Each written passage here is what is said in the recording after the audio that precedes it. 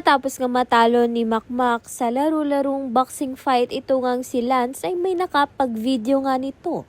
Kaya naman nga pinost ito sa social media, kaya ngayon ay nag-viral nga. Kaya naman nga uminit nga ang ulo nga nito ni Lance dahil napahiya nga siya. Dahil kahit hindi nga official fight ay natalo nga siya nito ni Makmak. Kaya naman nga dahil dito, agad nga niyang pinagdiskitahan ito ngang si Makmak na siya nga ang nag-leak.